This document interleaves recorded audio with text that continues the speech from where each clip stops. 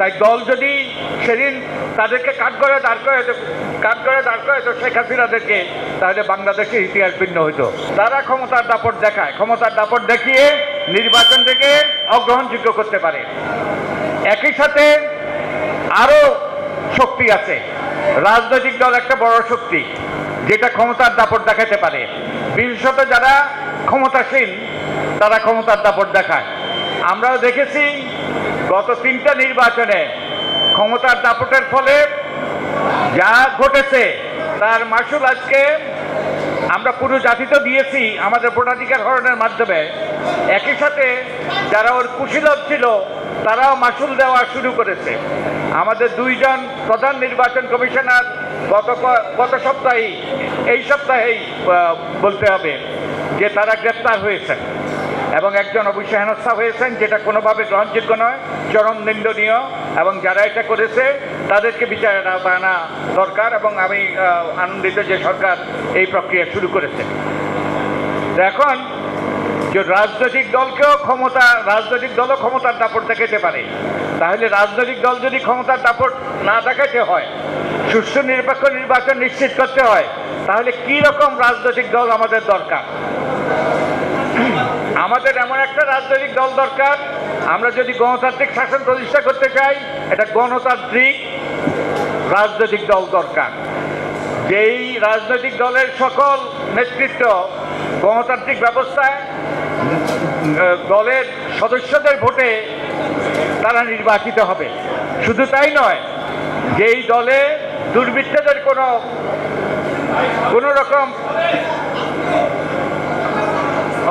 যেই দলে দুর্বৃত্তদের কোনো প্রবেশাধিকার থাকবে না, সেই রকম একটা দল লাগবে।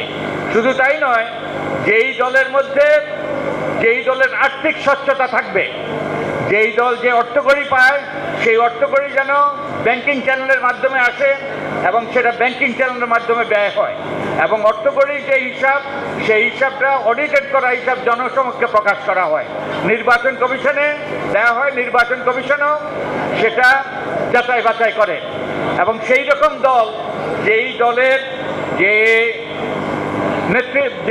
যে মনোনয়ন, যে তাদের নির্বাচনী এলাকার মনোনয়ন দলের নেতাকর্মীরা ঠিক করবে, দলের নেতাকর্মীরা প্যানেল তৈরি করবে এবং সেই প্যানেলের ভিত্তিতে সেই কেন্দ্রীয় মনোনয়ন বোর্ড মনোনয়ন দেবে। তো এগুলো কি দরকার? কি মনে করেন আপনারা? এগুলো কি দরকার কিনা? আপনারা একমত কিনা দেখি? একমত? ওকে, একমত। তো আমি আশা করি নাগরিক ঐক্য, বাই দ্য ওয়ে, আমরা নির্বাচন ব্যবস্থা সংস্কার কমিশনের পক্ষ থেকে দলের নিবন্ধনের শর্ত হিসাবে এই সকল জিনিসগুলো বাধ্যতামূলক করেছি। দলের মধ্যে গণতন্ত্রের চর্চা, দুর্বৃত্তমুক্ত রাজনৈতিক দল এবং একই সাথে আর্থিক স্বচ্ছতা এবং তাদের নেতাকর্মীদের সাথে নেতাকর্মীদের কাছে দায়বদ্ধতা, সেটা আমরা নিশ্চিত করেছি। আর রাজনৈতিক দল যে গুরুত্বপূর্ণ ভূমিকা পালন করতে পারে, আমি এই কথা বলেই শেষ করব যে আমরা যদি গত 15-16 বছরের দিকে তাকাই, যে ক্ষমতাসীন আওয়ামী লীগ যদি সত্যিকার অর্থে রাজনৈতিক দলের ভূমিকা পালন করত, তাহলে কিন্তু শেখ হাসিনা দানবে পরিণত হতে পারত না এবং আমাদের ইতিহাসটাই ভিন্ন হতো। রাজনৈতিক দলের ভূমিকাও কিন্তু নজরদারিত্বের ভূমিকা, নাগরিক সমাজের ভূমিকা যেমন নজরদারিত্বের ভূমিকা, গণমাধ্যমের ভূমিকা নজরদারিত্বের ভূমিকা, এবং অনেকগুলো প্রতিষ্ঠান আছে তাদের ভূমিকা নজরদারিত্বের ভূমিকা, তেমনিভাবে রাজনৈতিক দলেরও ভূমিকা নজরদারিত্বের ভূমিকা। যে আমি উদাহরণ দিয়ে বলছি যে 2009 সালে 2008 সালে যে নির্বাচন হলো, মনে আছে? আওয়ামী লীগ একটা নির্বাচন ইশতেহার দিয়েছিল, মনে আছে? যে দিন বদলের সনদ, তারা দিন বদল করে ফেলবে। অবশ্য দিন বদল হয়েছে, দিন থেকে রাত হয়েছে, রাত থেকে দিন হয়নি, দুর্ভাগ্যবশত। এবং সেই দিন বদলের সনদটা ছিল আওয়ামী লীগের অঙ্গীকার এদেশের জনগণের কাছে, একটা তাদের অলিখিত চুক্তি, এবং এই অলিখিত চুক্তিটাই বাস্তবায়নের জন্য তারা নির্বাচনে অংশগ্রহণ করেছে। শেখ হাসিনা এবং একদল ব্যক্তিকে তারা মনোনয়ন দিয়েছে, তারা এই অঙ্গীকার বাস্তবায়নের জন্য নির্বাচিত হয়েছে। এবং এরপরে যখন মন্ত্রিসভা গঠিত হলো, তখন মন্ত্রিসভার দায়িত্ব কী ছিল? মন্ত্রিসভার দায়িত্ব ছিল সেই অঙ্গীকার বাস্তবায়ন করা, দিন বদলের সনদ বাস্তবায়ন করা। আর দলের কি দায়িত্ব ছিল? দলের দায়িত্ব ছিল সেই মন্ত্রিসভাকে দায়বদ্ধ করা, কারণ এই অঙ্গীকারটা ছিল দলের অঙ্গীকার। তাই দল যদি সেদিন তাদেরকে কাঠগড়ে দাঁড় করে তো শেখ হাসিনাদেরকে, তাহলে বাংলাদেশের ইতিহাস ভিন্ন হইতো।